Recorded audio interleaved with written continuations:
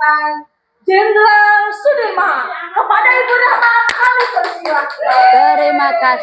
Terima kasih. Assalamualaikum warahmatullahi wabarakatuh. Waalaikumsalam warahmatullahi wabarakatuh. Selamat siang anak-anak. Siang. Kepada lemas sekali suara saya yang ini. Sekali lagi. Semangat pagi. Pagi merdeka. Masih kurang. Kita ulang sekali lagi. Semangat pagi. Pagi merdeka. Baik, anak-anak, pada hari ini ada yang ingin mendengarkan cerita? Ada. Baik, Ibu akan mencoba menceritakan sebuah kisah tentang seorang pahlawan, jenderal besar kita yang pada saat itu rela berkorban untuk kemerdekaan negara Indonesia, sehingga pada hari ini kita bisa merasakan kedamaian dan ketentraman di negara kita yang tercinta ini. Jadi Ibu akan menceritakan sebuah kisah tentang panglima besar kita, yaitu Jenderal Sudirman. Pada saat peperangan dulu, lahirlah seorang anak bernama Sudirman. Dia lahir pada tanggal 24 Januari tahun 1916. Ia lahir di tengah peperangan yang sedang melanda negara Indonesia. Jenderal Sudirman ini lahir di Purbalingga, Jawa Tengah. Seiring berjalannya waktu, Sudirman kecil tumbuh menjadi seorang yang gagah berani dengan jiwa dan semangat patriot dan nasionalisme yang sangat tinggi.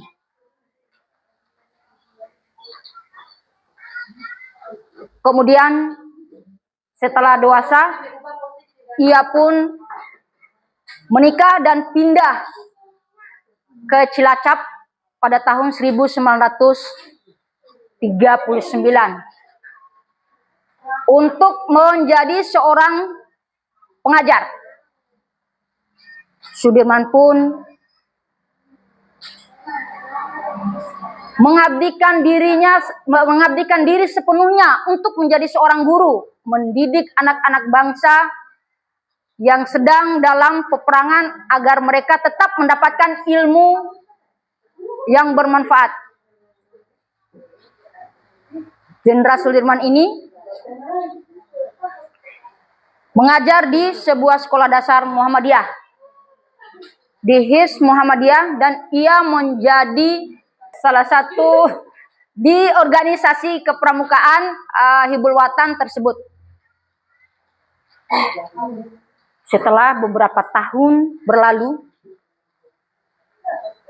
tak kala itu masa penjajahan Jepang berlangsung.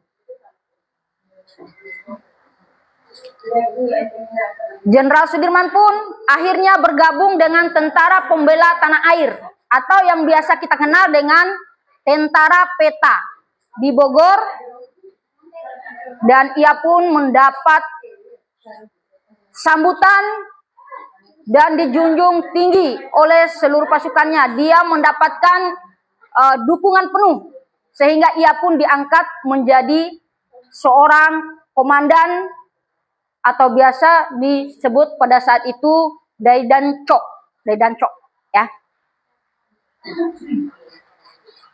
Selanjutnya, setelah pasca kemerdekaan dari penjajahan Jepang, Jenderal Sudirman berhasil merebut persenjataan pasukan Jepang, dan ia pun diangkat menjadi komandan batalion di Krayon. Dan setelah kemerdekaan negara Indonesia pada tahun 1945, Jenderal Sudirman ditunjuk langsung oleh sang proklamator Soekarno, dan dia ditugaskan untuk mengawasi jalannya proses penyerahan diri tentara pasukan Jepang. di Yogyakarta, di Banyumas. Kemudian ia pun diangkat menjadi Panglima Batalion 5. Dan pada tanggal 18 Desember tahun 1945, Jenderal Sudirman resmi diangkat menjadi seorang Panglima Besar Tentara Pembela Rakyat. Kemudian dilanjutkan dengan agresi militer 2 yang dilakukan oleh Belanda. Jenderal Sudirman melakukan gerilya bersama pasukannya dan masuk ke hutan. Dan dia dengan tegas mengatakan kepada pasukannya,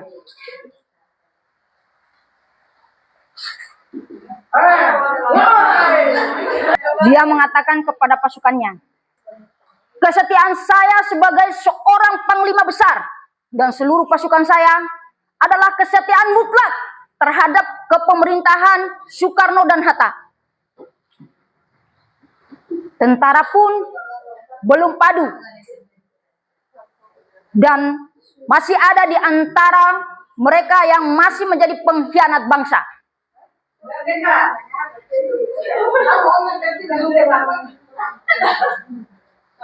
Kemudian genderang perang pun berbunyi. Denyut jantung pun berdetak dengan kencang.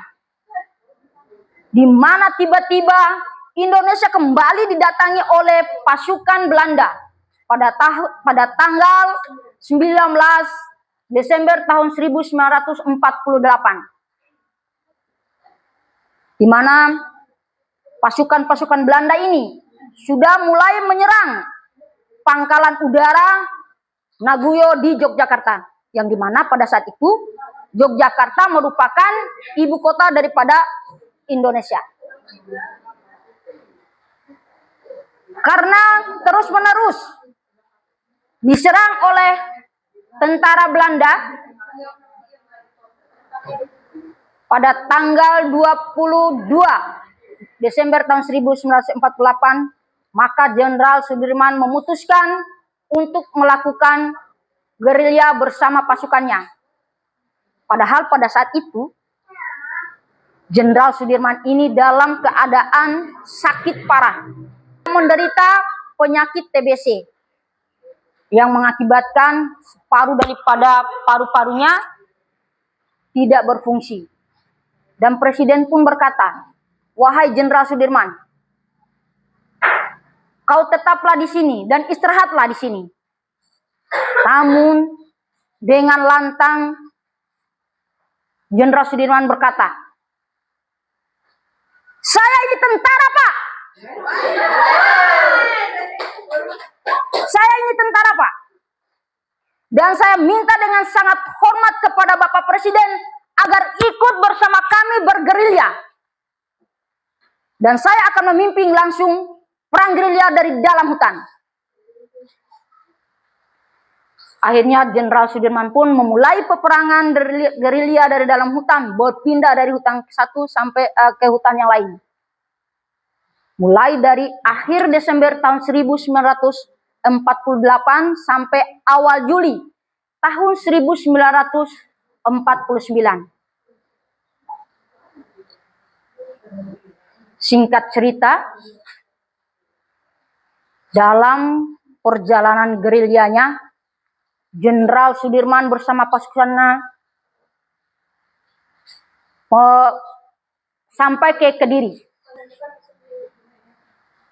Tapi dengan tiba-tiba pasukan Belanda menemukan persembunyian Jenderal Sudirman bersama pasukannya. Karena keadaan mulai terdesak dan sangat genting,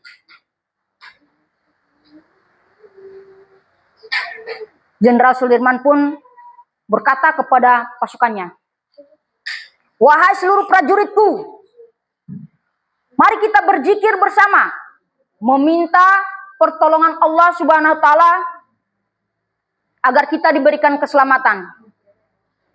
Dan jangan sekali-sekali di antara tentara kita menyalahi janji untuk menjadi pengkhianat bangsa dan negara. Yang akhirnya, dan jangan sekali-sekali kita membuat rakyat menderita.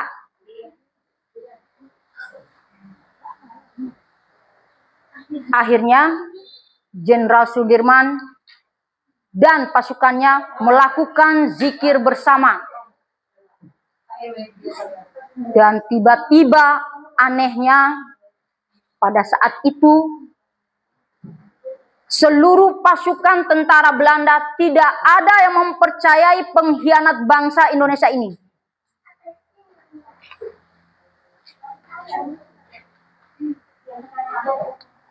Kemudian datanglah seorang prajurit. Mana Sudirman? Yang mana Sudirman? Ucap salah seorang tentara Belanda.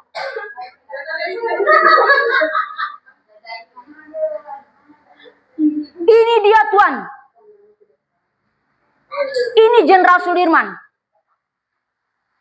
Mana mungkin seorang Kiai menjadi seorang panglima? Jawab salah seorang tentara Belanda. Ini dia Jenderal Sudirman. Pengkhianat itu menunjuk Jenderal Sudirman agar ditangkap. Tapi kemudian tiba-tiba tentara Belanda itu menembaknya. Dor, dor, dor. Maka jatuh dan tumbanglah pengkhianat itu dengan bersimbah darah di tanah. Akhirnya Jenderal Sudirman pun berkata, saya adalah tentara yang memiliki martabat. Saya akan melakukan segalanya selama saya bisa berbuat.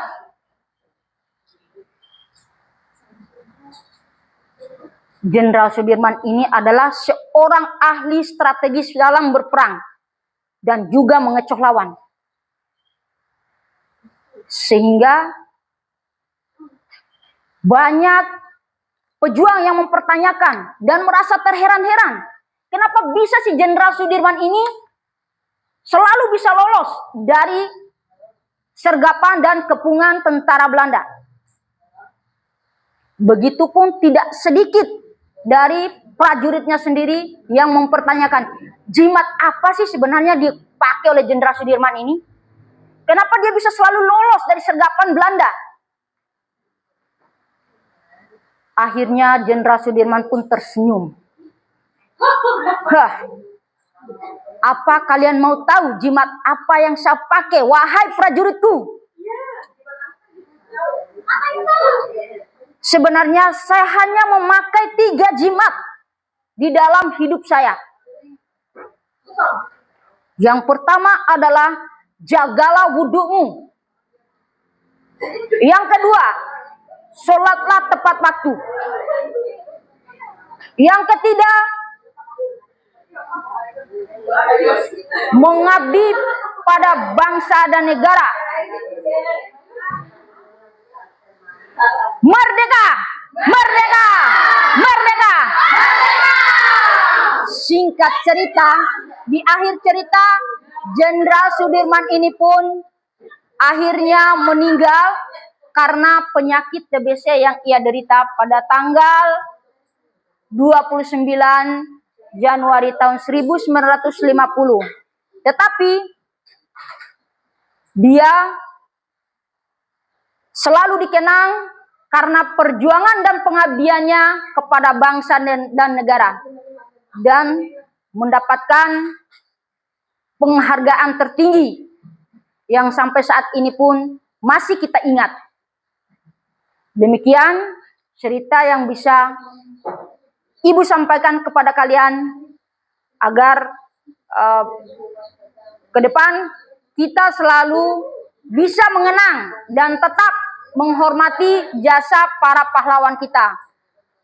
Demikian, lebih dan kurangnya wabillahi taufiq wal hidayah. Wassalamualaikum warahmatullahi wabarakatuh.